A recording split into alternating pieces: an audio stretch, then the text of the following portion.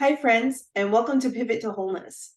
I'm Carol, and if you're a woman in your 40s, 50s, and beyond, and feel like you're in a rut or at a transition point, or if you just want to live better, I share tips, strategies, and practices that you can use to lead a more fulfilling life. I really want us to move from just wellness to wholeness.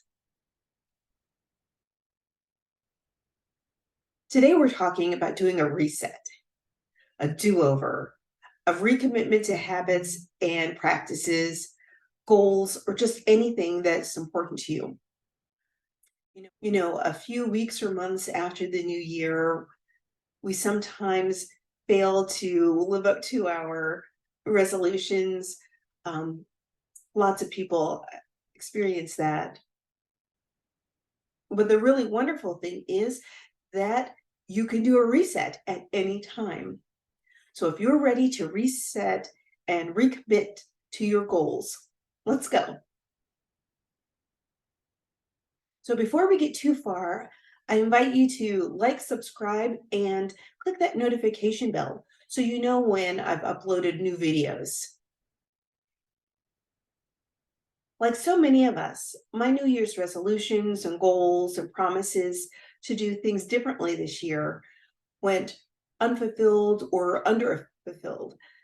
In my case, my intentions were to start a YouTube channel, to write more, uh, to train for a sprint triathlon, and to stop eating so late in the evening. Well, some of those things happened almost effortlessly and done with great enthusiasm, and others, not so much. So I started thinking about why I was struggling with certain things in particular, and why we often give up on our resolutions. And I did some research, and what I found out is that we often set unrealistic goals, or we don't have a specific plan to achieve our goal. And then we lose motivation, and we sometimes face unexpected obstacles, and we don't know how to overcome them. And what I found in my case was that there was a lot of friction and obstacles for me to do the swimming portion of the training for the triathlon. And so, because it was difficult for me to get to the pool, I neglected the other pieces of the training, which were the running and the biking. So, as you can see, it became harder and harder to fulfill that resolution. So, I never made the swimming, the running, and the biking a habit. And I didn't create any systems to make my meals and my dinners. I often didn't have the ingredients in the home, so I ended up having to do some, late evening grocery store runs, which made preparing dinner later and later. So I was not able to fulfill that portion of my intention for the year. Now, let me know in the comments if you can relate. But the really great thing is that we can renew our dedication to our goal, our promise, our intention at any time. We don't have to wait for the new year. It could be any milestone. By renewing our dedication to our goal, our resolution, our intention, our promise to ourselves, it can really impact our well being in a really positive way. We may feel a greater sense of motivation and accomplishment by rededicating ourselves to our intention, and it may overall improve our mood. As we keep moving towards these positive changes, we might also get those improved physical health benefits as well. And maybe even improvements in our relationships because we feel better about ourselves because we're keeping our promises to ourselves. So, those are all really good things for us if we're able to hit that reset button. Well, how do you hit the reset button? I'm going to share 7 steps that you can take to renew your dedication to your change. So let's start with number 1 is reflect on why you wanted to make the change in the first place. And just Reaffirm that it aligns with your values and your personal goals. Write down the reasons why you think this is important to you.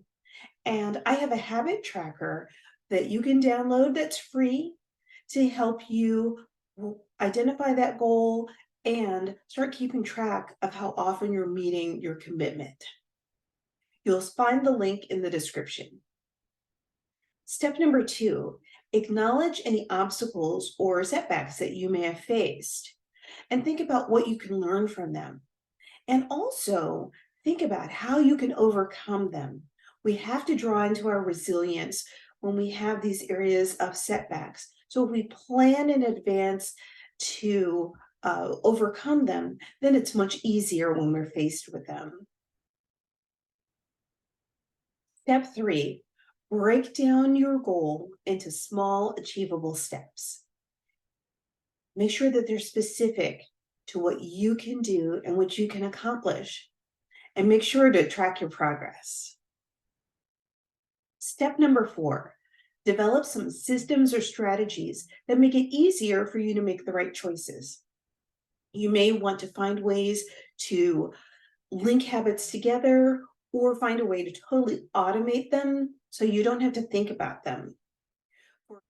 For example, I'm going to create a weekly menu with the complimentary shopping list. So I'll be able to make specific meals and I'll already have those ingredients in the home. So I won't have to make those late night grocery runs and delay preparing dinner. For some other activities, you might consider listening to a podcast or an audiobook during that time when you're doing something that might be a little hard for you, or maybe you don't like to do it as much. And that slight distraction of doing something pleasurable along with something that's a little bit more challenging might be a way for you to smooth over and make the right choice. So I get to listen to my favorite podcast while I'm doing this run, or I get to listen to this incredible audiobook while I am doing whatever it is that I find a little bit hard to do. Step number 5, seek out resources or tools that can help you stay motivated and committed. There are lots of trackers out there. There are lots of fitness trackers that send reminders and updates to us, lots of apps that we could use. Find the tool that works best for you and commit to using that. Step number 6, hold yourself accountable by tracking your progress and celebrating your success. So you can't have one without the other. You don't have to be perfect every time, but you do need to be consistent so that you can see the results. Even if it's 2 or 3 days in a row, celebrate that because that's better than what you did before. So hold yourself accountable. You may even decide that you want to form some kind of accountability partnership or join an accountability group.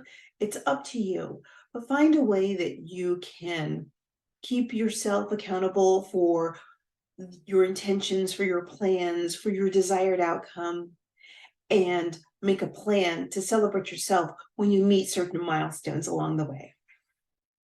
And finally, number 7, surround yourself with supportive people. Make sure that you are supporting yourself and doing that positive self-talk and acknowledging your successes by rewarding yourself when you're keeping your commitments to yourself. Remember, you're doing a hard thing, so be soft with how you speak with yourselves. You don't have to be very critical of yourself when you are trying to do this reset and change the way that you're living life so that you can live your dream. So what's my reset? Well, I'm recommitting to exercising 4 days a week and also reducing my snacking, especially my evening snacking, and sticking to a regular meal time so that it doesn't go past 8 p.m. So what habit or practice or goal are you planning to reset? Let me know in the comments. So remember to like, subscribe, and share this video with someone who could use a reset. I hope you like this video. And if you're interested in resetting your morning routine, I have a video on 3 practices to help transform your morning, and I'll link them here and in the description box. Thanks for watching Pivot to Wholeness. Till next time, bye. Good luck on your reset.